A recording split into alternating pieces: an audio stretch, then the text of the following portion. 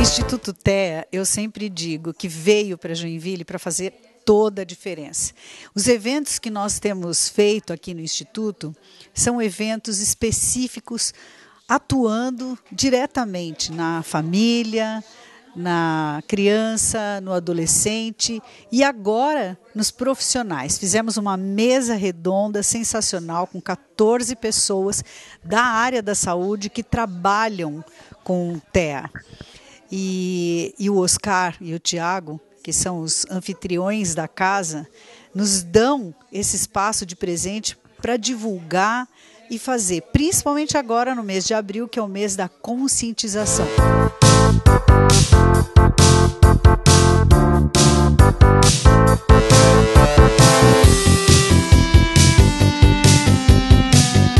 O Dr. Edmundo Weber, pediatra, ícone da nossa cidade, também foi um dos participantes dessa mesa redonda que eu tive o grande prazer de fazer a mediação. Foi tão legal, né?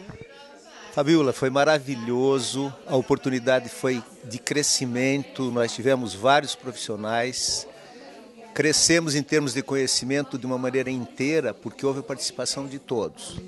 Exatamente. O que o senhor considera assim que foi dito mais importante na noite de hoje sobre o autismo? O mais importante de tudo foi a lembrança de que nós estamos vivendo um momento diferente.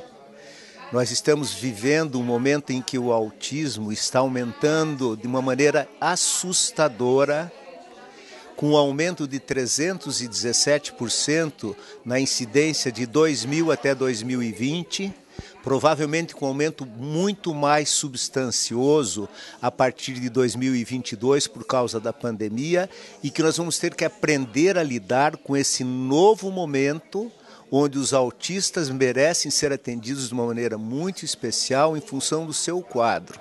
A gente vê muitas pessoas, muitos profissionais falando que mas antes não era diagnosticado e por isso que agora teve esse crescimento. É isso ou é algo mais que ainda não se tem conhecimento? Não, eu lembrei aqui durante a exposição que na década de 70 a 80 a incidência era de 1 para cada 500 pacientes. Hoje, a estatística até 2020 é 1 para cada 36. Então, esse aumento foi muito grande. Realmente, o diagnóstico ficou mais fácil, porque nós temos mais profissionais habilitados. E a implementação das técnicas de diagnóstico a partir de 2012, 2013, facilitaram o diagnóstico e nos obrigam a cumprir as normas, já que a partir de 2017 existe uma determinação do Ministério da Saúde para que se trie todas as crianças entre 18 e 30 meses para que se consiga o diagnóstico precoce e se consiga atingir o benefício de uma neuroplasticidade que pode melhorar, minimizar os efeitos danosos do autismo.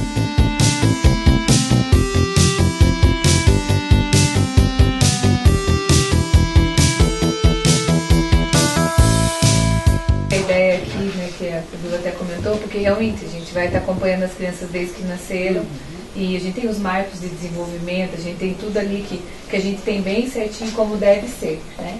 E tem situações que o paciente foge um pouco do normal, mas não necessariamente ele tenha um problema mais grave. Então, o que eu converso muito com os pais, às vezes quando vem essa situação, será que é normal? A gente tem que perguntar muito outras situações, porque às vezes é só o atraso de fala. E como o Edmundo falou, como hoje a gente tem muita informação, às vezes a criança empilhou um carrinho, ele já é autista, né? Ou porque ele fez um movimento de empolgação, né? É uma estereotipia. Então, isso é uma dificuldade grande dentro do consultório. Claro que quando a gente vê que a criança está fugindo muito do marco de desenvolvimento, ou realmente vê que está tendo um atraso, mesmo que talvez não seja um autismo, o que eu gosto de fazer é encaminhar precoce. Então, a gente encaminha precocemente, mesmo que depois talvez nem feche um diagnóstico, né?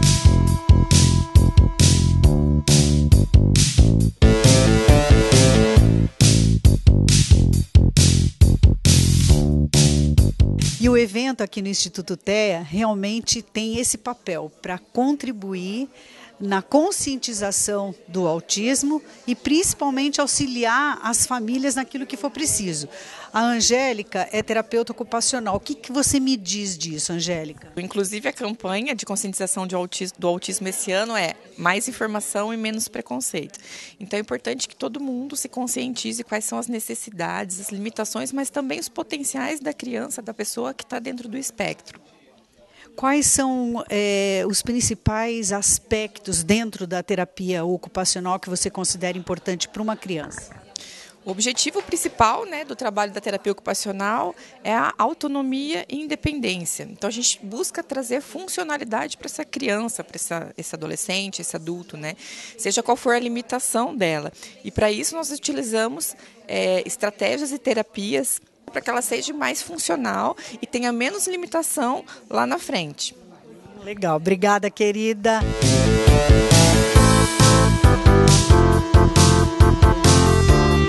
Qual é o papel do neuropediatra nesse caso? Os pacientes, na verdade, eles já vêm, né, encaminhados de alguém. É raro vir com busca própria e a gente pergunta, né, o que acontece com o seu filho? Ele tem alguns comportamentos, daí vai enrolando, depois fala TEA, estão pensando em TEA. Daí tu, calma, vamos ver parte a parte esse comportamento. E assim, é muito difícil para o neuropediatra também em uma consulta só, e eles vêm sedentos desse diagnóstico numa primeira consulta. E é muito difícil. Tem alguns casos, claro, que a gente consegue. Né? A gente vê que já vem com relatório escolar, relatório da terapeuta, isso e aquilo, e já vem com aquele relato completo.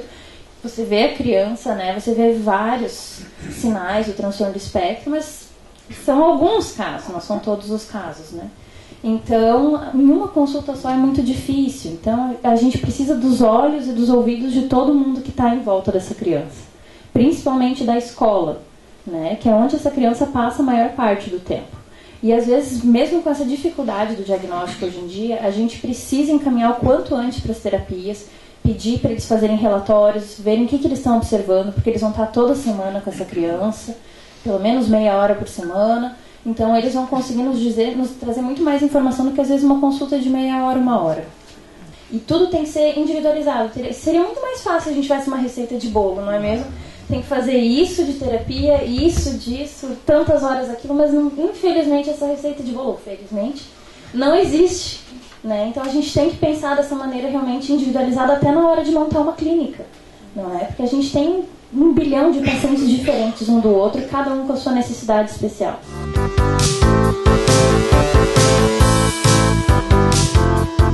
E o mês de abril é o mês da conscientização do autismo. E nós estamos aqui no Instituto TEA, fizemos essa organização dessa mesa redonda que foi muito bacana. Eu fiquei impressionada, Jonas, com a participação de todos. Foi legal, né? Foi, Fabiola, foi muito legal. Olha que experiência que a gente adquiriu aqui com vários profissionais, tanto na área de saúde quanto na área da educação.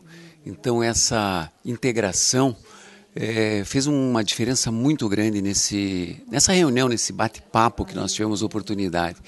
E abordar esses aspectos da nutrologia, da nutrição, dos alimentos que potencialmente são inflamatórios para o sistema nervoso central e assim evitar uma aceleração desse processo num paciente que tem esse transtorno do espectro autista foi muito importante. Realmente fiquei muito gratificado com esse momento e também saber que a gente pode contribuir de alguma forma com as famílias e as crianças que têm o transtorno do espectro autista.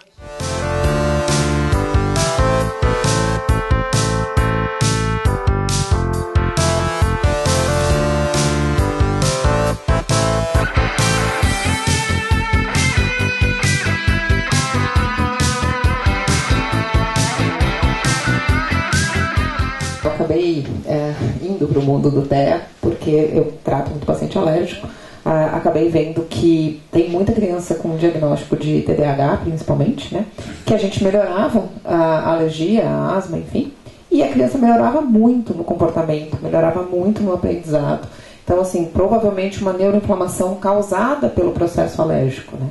Dentro do TEA, a gente vê que tem toda uma alteração metabólica. Essas crianças, em geral, têm uma tendência, né? A gente vai avaliar a IgE, por exemplo, é muito comum os pacientes serem mais alérgicos, terem mais questões de déficit nutricional muito maior, até porque tem seletividade alimentar muito grande. Isso também facilita, muitas vezes a mastigação não é adequada, então isso também dificulta todo o processo digestivo. Então tem uma série de peculiaridades dentro do TEA que é importante realmente ser vista. E é difícil de manejar exatamente por conta da seletividade alimentar, né? Da questão até por conta de textura, de sabor, mas é mais comum dentro do espectro todo, não só do TDAH.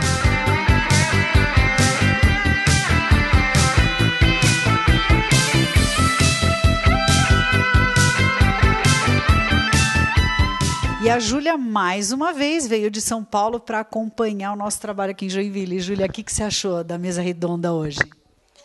Foi um debate muito rico, né? Foi uma oportunidade muito legal de juntar aí profissionais da saúde, educação e toda a equipe, né, de profissionais, tanto daqui quanto de outros locais. Então, foi um debate muito rico, para até familiares, né? Tínhamos aqui, então cada um colocando aí um pouquinho da sua vivência, né? Foi muito enriquecedor mesmo. Júlia, e com certeza todo mundo acha que está sempre aprendendo, né? E esse é o objetivo, fazer com que toda a equipe multidisciplinar pudesse ouvir várias informações e entre os profissionais também a troca de informações, né? Você, como profissional, o que você leva desse bate-papo? Eu acho que, mais uma vez, né, a gente se aprofunda um pouco mais na intersecção entre as diversas frentes que envolvem o autismo. Então, desde ali, do início, né, da percepção do pediatra até a ponta, né, que é a intervenção, como cada um pode estar contribuindo com esse processo, favorecendo aí o diagnóstico, né, mais precocemente possível, para dar acesso às intervenções adequadas. Então, hoje tivemos, né, pediatras aqui da cidade muito importantes e profissionais de outras frentes também que contribuíram muito para ajudar a entender um pouquinho ainda mais todo esse processo.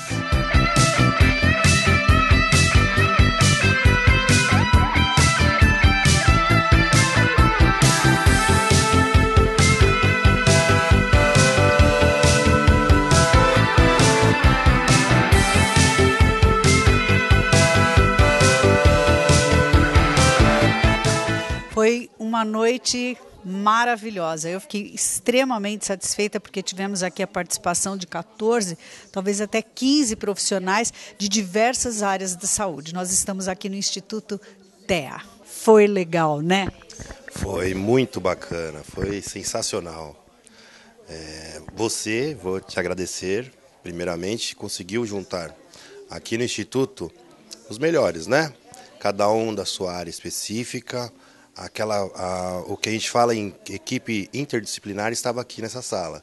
Então foi um bate-papo muito legal, muito importante para as mães ouvirem. As mães estavam acompanhando, os profissionais trocarem experiências, que a gente possa fazer mais vezes isso. Sem dúvida nenhuma, faremos com certeza. O que você, como fisioterapeuta, captou dentro desse evento direcionado à área do autismo? Você que tem essas clínicas que realmente trabalham incansavelmente, né, incessantemente para o autismo. Acho que foram muitas coisas, muitos assuntos, né, muita informação. Na minha cabeça está assim, borbulhando, e eu acho que isso é importantíssimo. Na área da fisioterapia, a gente conversou muito sobre a parte da importância da fisioterapia no atendimento dos pequenos, né? A gente fala muito em psicologia, fonoterapia ocupacional, mas hoje a parte da fisioterapia também é importantíssima, né? No início dos atendimentos. Fora isso, teve a conversa da pessoa responsável pela escola, que nos trouxe questões importantes. Teve os médicos, doutor Edmundo, que trouxe também toda uma história aí, né, relacionada às crianças que ele atende. Teve muita informação, foi muito bacana. Qual é o impacto causado pela disfunção de integração sensorial das crianças com TEA?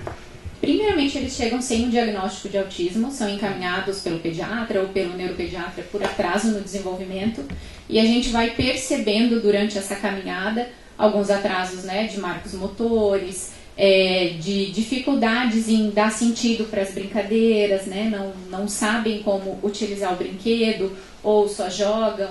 Então, a gente trabalha muito, né, nesse multidisciplinar, nesse intuito dessas aquisições motoras. E como a Angélica até comentou, né, hoje a gente já sabe muito que o sensorial vem antes do motor. E antes a gente preconizava, né, entendia o oposto, né, que toda essa dificuldade, né, de integração de todos esses sentidos, né, vestibular, visual, auditivo, seletividade, tudo isso impacta muito nessa questão psicomotora mesmo dos pacientes, né?